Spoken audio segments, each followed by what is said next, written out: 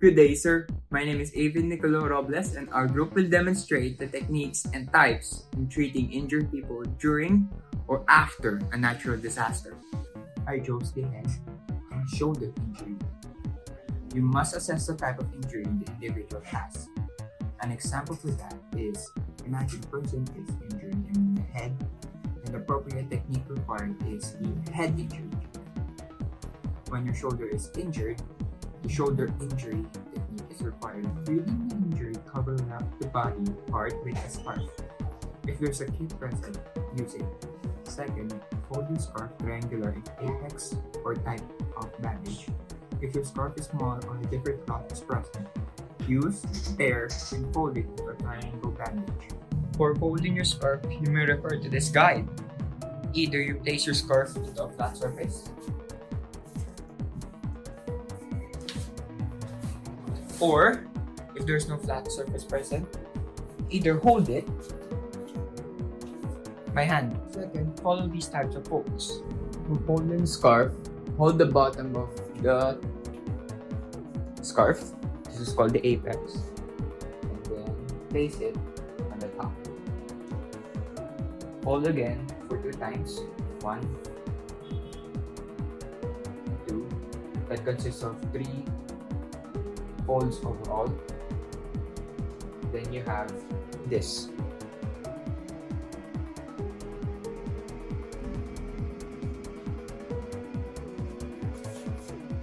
For a cravat, start at the top of the scarf and fold it to 2 times. And there you have it.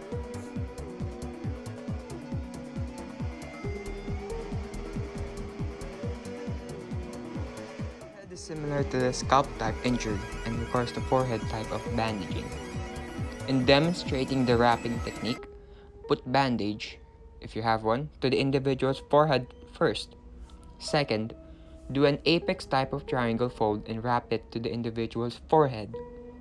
Do a single or double loop on the back of their head and bring the 2 corners of scarf towards the front. The bandage must not be loose or tight to prevent discomfort for the individual.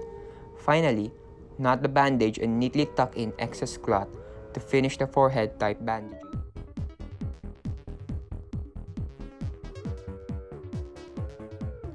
For the scalp treatment, put bandage to the injured individual first. Then, fold your scarf into a base type and wrap it on the scalp. The scarf must cover all of the individual's scalp. When accomplished, proceed by doing a single or double loop depending on the individual's head size. From the back of the head, bring the 2 corners of the scarf to the front. Then, do a square knot to tie everything in place. The bandage must not be loose or tightly wrapped. Finally, tuck in excess cloth to finish the scalp type bandaging.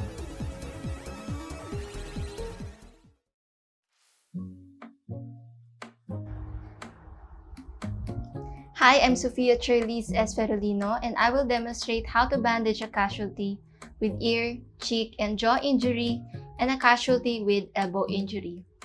But first, for the ear, cheek, and jaw injury, we have to make a triangular bandage into a narrow cravat. So get your triangular bandage. From the open face, hold the apex and hold the left tail of your triangular bandage. Then, fold it in the middle of the base.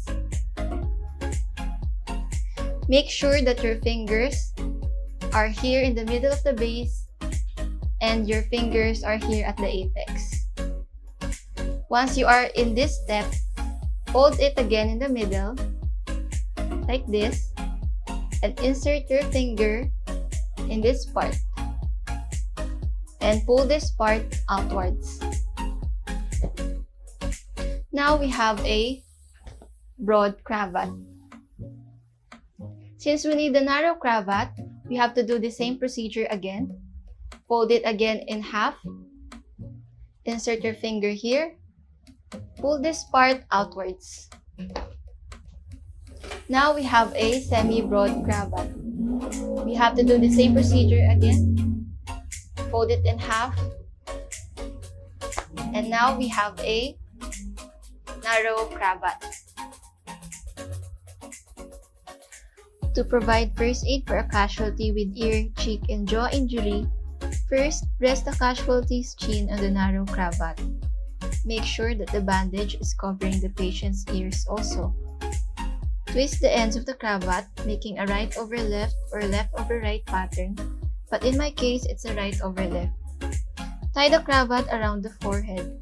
Make sure that the narrow cravat is not too loose or too tight. On the side above the ears, make a square knot and hide the excess ends of the narrow cravat. And we're done.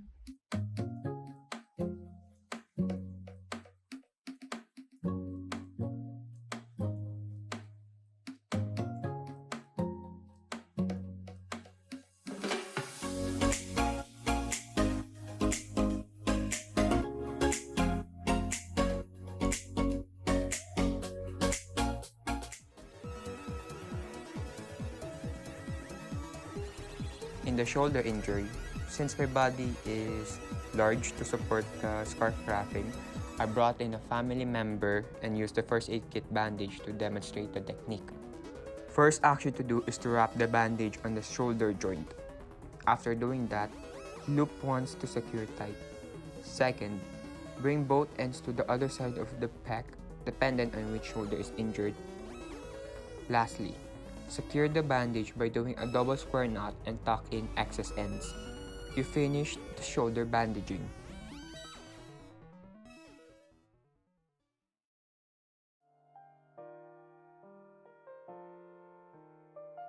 Good day everyone. Today I'm going to show you how to apply a triangular bandage on a chest wound. First, we're going to place the bandage on the chest area, with the middle point in the shoulder and the other points to the sides. And we're going to show how to tighten. First, we're going to tighten it up using a square knot tightening technique. First, we're going to do this. Then we're going to create a hole with the one that we're going to attach here being put in the hole and we're going to tighten it up like this. After that, we're going to tighten up the shoulder by simply tightening up the 2 points.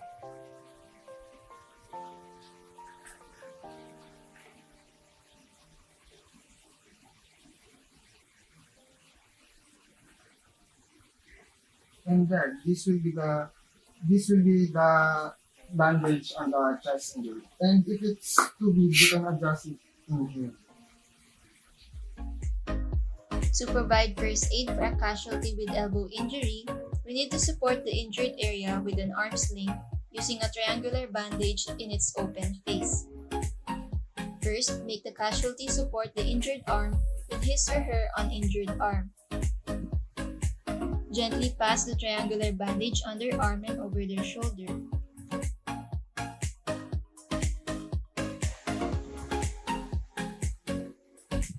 And then bring the other side of the bandage to meet it.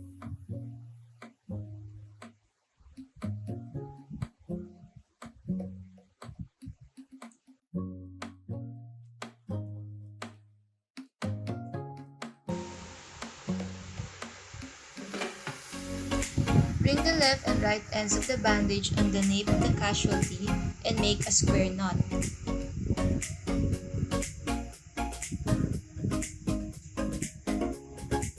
After making the square knot, hide the excess ends of the bandage underneath.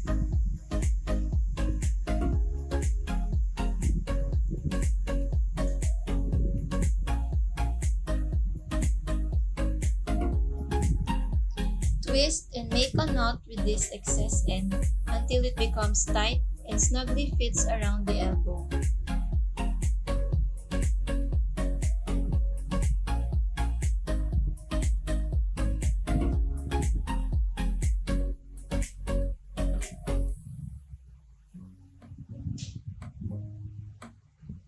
After making the knot, hide it.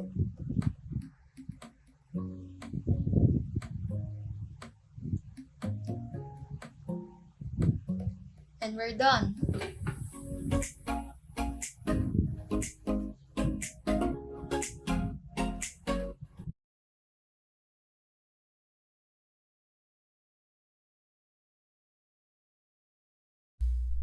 Greetings, I'm Amy Paredes. I'll be demonstrating a bandaging technique using triangular bandage in our wrist.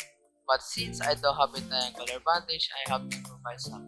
What I have here is known as it serves the same purpose as the triangular bandage, but it can also be wrapped around the part of my body that is increasing comfort.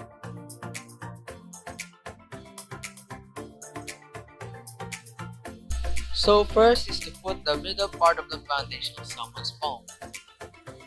After that, you have to grab the left side of the bandage, bring and wrap it around your palm to the opposite side to make it look like this. Same goes on the right part of the bandage. Now you'll see that you have made an egg shape on your palm.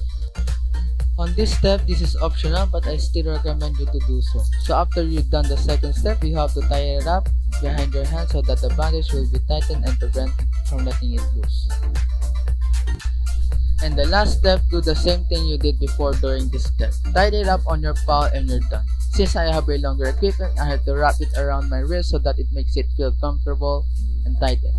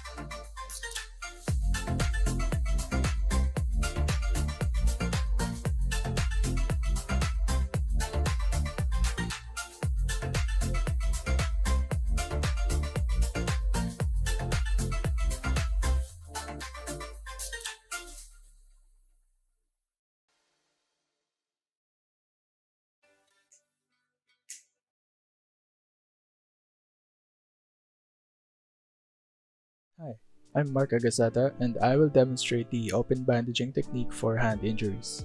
So first, we need to fold our bandage in half and then hold both sides, and then we will insert our hand on the closed side. Once that's prepared, we will now position the bandage under the person's arm and then insert the open end of the bandage into the hole of the closed side. Let's pull the bandage to tighten and secure it on the person's arm so it won't come off.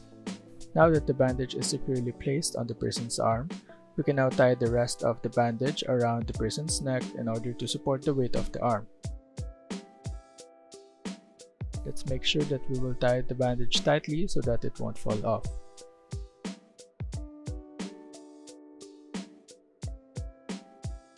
There, it's already done. As you can see, the bandage is now successfully placed on the person's arm. And that's all for the open bandaging technique for hand injury. The next bandaging technique that I will demonstrate is the cravat bandaging, which is also used for hand injuries. This time I will apply it to myself to show that this bandaging can easily be done even if you're alone and no one is around to assist you, like when you're hiking by yourself. So moving on to the bandaging technique, let's make sure that our hands are closed, and then we'll put the bandage under our fist and we'll fold the bandage across towards the other side. We'll do this to both sides of the bandage. Now let's grab the left side and cross it under the fist, which we will also do to the right side of the bandage. And while we're still holding the previous right side of the bandage, we'll now cross it up and over the fist. Then we'll grab the other end so we can cross it over the wrist and then under it. Now let's grab each end one by one and put it over and in front of the wrist, and we will proceed untying it. Securing the knot can be difficult, especially when you're only using one hand, but we can also use our teeth to grab one end and tighten the knot. We will double tie the knot so that it will be very secure and won't become loose. Finally, we have to make sure that the hand is completely covered and no part of it is open or visible. And that's it for the cravat bandaging. Thank you.